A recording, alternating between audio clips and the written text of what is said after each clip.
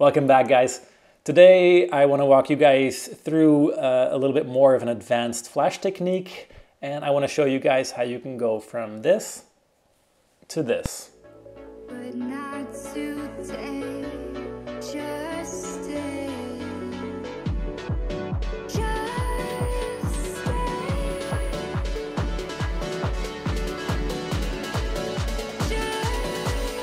stay. One more night.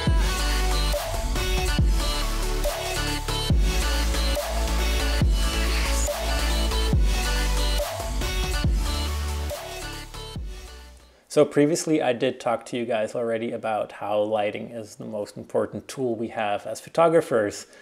And so to go a little bit deeper on that, we're gonna try to go into a little bit of more of an advanced flash techniques on changing the atmosphere and the vibe and the mood of a certain shot. So the shot I wanna do today is a very boring idea. I hope it's gonna work. It's going to be me sitting in the couch here behind me, and I'm going to be reading a book. So that's the main idea. And we're going to try to make this thing look interesting by adding some lights, maybe changing the ratios and changing the colors to get to something that hopefully is a very lively image. Being able to do this will set you apart from all the other ones out there. You know, anybody with a smartphone or any camera can walk around and document it. But if as a photographer, if you're able to control these aspects of light, you know, you really set yourself apart. As a photographer, you know, I said it already, it's the most important job we have is controlling the light. So let's grab some gear and get started.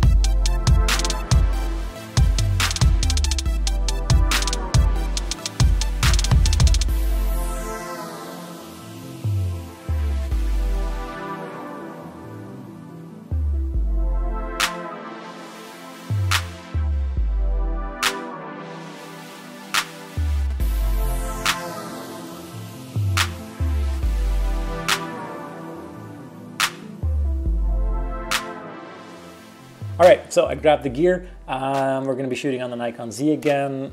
Do note, again, the camera is not that important.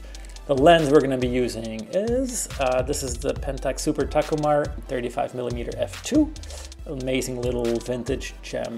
I think it's worth like 60 euros. So if you wanna go out and buy this kind of lens, they're very affordable.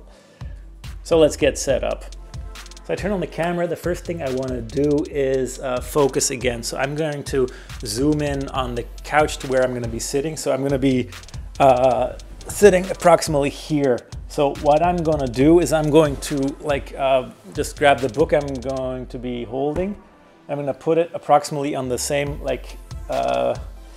parallel line with my camera's sensor. And if I'm sitting here, I'm going to focus on the book, and that means the shot should be in focus. So let's grab focus there. So the next part is going to be the exposure for indoors here. I'm going to try to set the lens to, let's say, 2.8. And looks like I can get the ISO about to 200. So I can see the cat jumped in frame. I got my timer set to 5 seconds, and I'm going to shoot four shots every try we go. So the first try we're gonna have is just plain natural light. Let's have a go.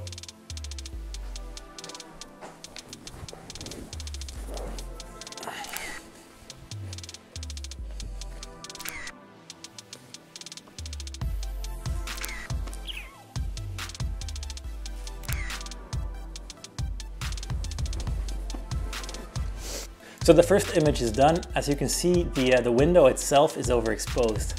So next part is we're gonna start adding a single flash. Let's just flash the ceiling, I guess. And we're gonna try to get the window to not be overexposed. So if we wanna tweak it in post afterwards, we did not lose the highlights. So let's get that one set up. So before we start the setup, I'm gonna just get the exposure of the window down to where I want it. And then we're gonna add all the rest of the exposure with the first flash.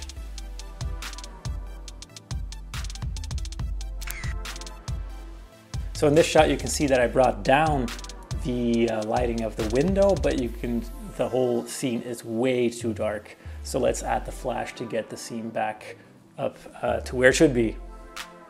So I got the flash set up right next to the camera. I'm gonna aim for the wall, and the wall is gonna give me a very nice and diffused light back on me, or that's the plan.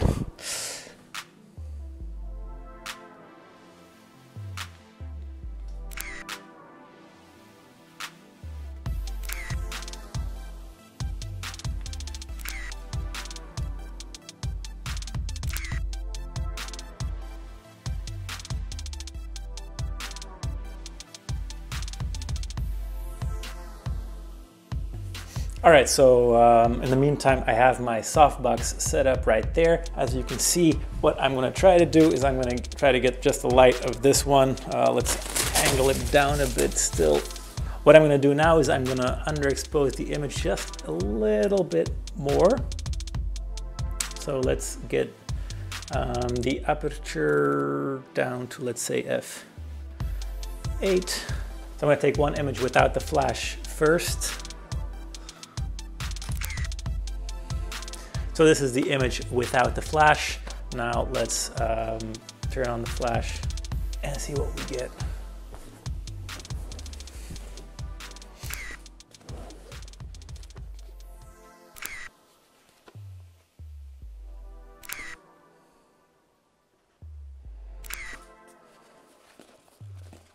So on the next images here, we can see that the light is much more focusing on me already, yet I'm gonna move in the softbox and try to like even it out. You can see my skin tone I'm not really 100% into that. Maybe I'm gonna check the white balance and put the white balance on flash as well.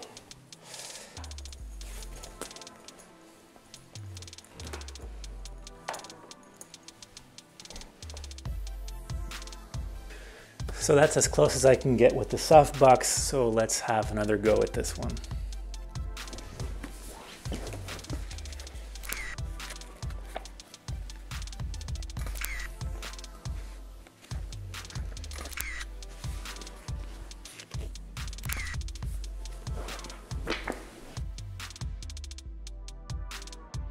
All right, so on the next series, we can see that everything's getting much nicer and much more imbalanced. So now we have already an image where the main focus, like your eye, should be going directly on me.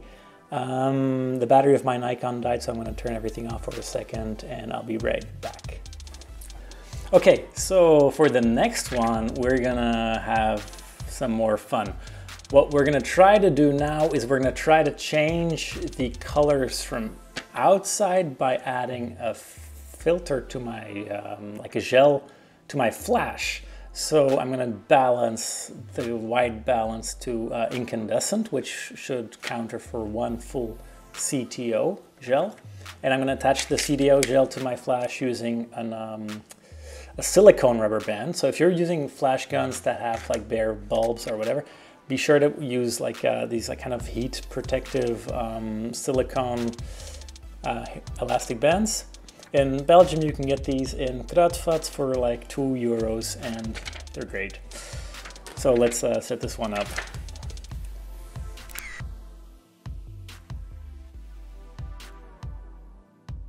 All right, so as we can see, the colors of my surroundings changed completely, but that's because I changed the white balance to compensate for the gel. And the gel is the one that's actually controlling the light hitting me. So for the next one, I am going to try to mimic a sunset. So what I did is I took my TT685, I put on a CTO gel, I put the flash in group B on the trigger in here, and I'm just gonna place it outside the window. Because we're gonna try to mimic the sun, I just put it on full power, manual, so let's have a blast.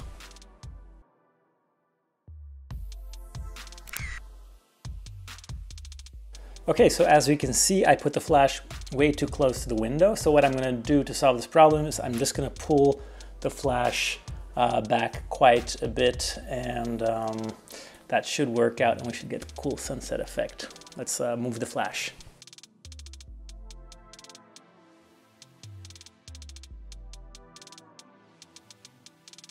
So I put the flash back a bit, but the small flash isn't powerful enough to really do this job. So what I'm gonna try to do is I'm gonna put it like sideways on the window outside and make it streak over the window. So in the last attempt to get the sunset right, let's have a go.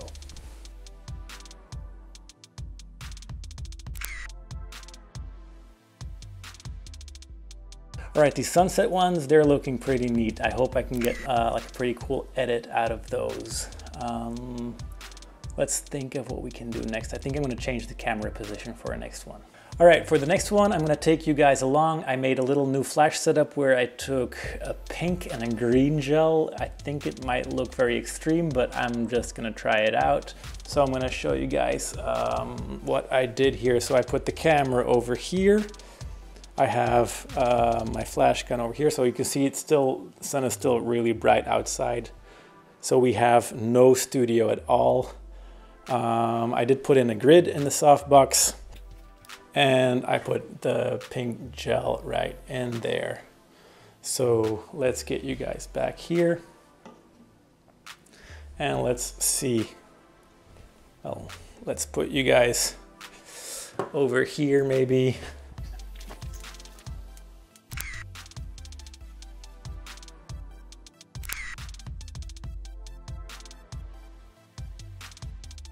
So those four, the pink green looked pretty wild. Next one I'm gonna try is I took another kind of like bluish gel. I'm just gonna simply put it behind me. So I'm gonna light myself with the softbox again, and the blue light is gonna hopefully give a blue halo behind me. Let's have a try.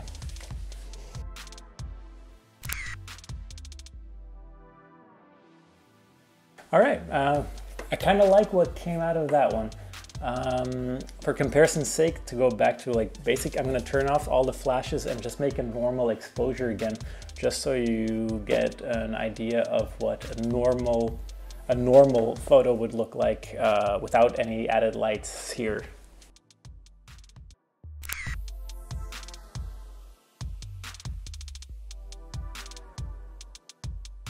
For me, what's really clear is that using these lights, they just allow me to tell whatever story I want to. So when I look at the image that I just took with the flash off, it just looks so plain and normal.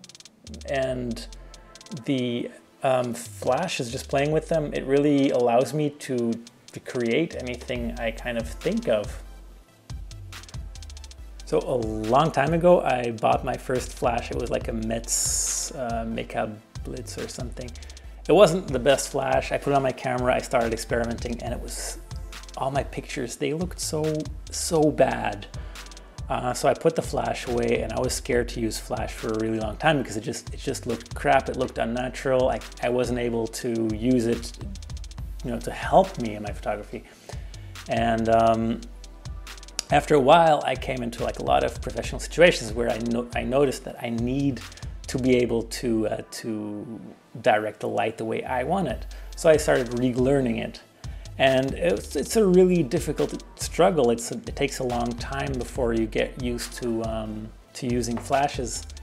So a big eureka moment I did have when using flash was the moment I realized that every flashed image is basically just a multiple of exposures. So if you're using ambient light and a flash, you have two exposures. So if you expose for the natural light, you could underexpose it to what point you want, and then you add a second exposure of your flash to do what you want to be lit and how you want that to be lit. And if you're thinking of it as two exposures, like a double exposure glued in one image, then it becomes much more clear and you're going to get like a much more visual way of thinking of this flash. I'm going to wrap it up here. I hope you guys learned something from this video. I hope you guys could steal some stuff with your eyes, maybe steal some ideas. Feel free to use whatever I did here. If there's any questions, just link them down below and I'll be really happy to answer those. For those of you who don't have flash guns yet, I really highly recommend this Godox TT685, and they are amazing. For everybody here in Belgium or Netherlands or whatever, head out to Camera Express. They're awesome. They have them. And if you're starting out with flash and you're having a hard time, it's normal. It's kind of difficult to understand at first, but once you get it, trust me, there's going to be a world that's going to open up for you guys. So hope you learned a lot. Well, again, like and subscribe. It's going to be my third video now, so I hope you guys like it. Anyways, see you guys in the next one. Bye.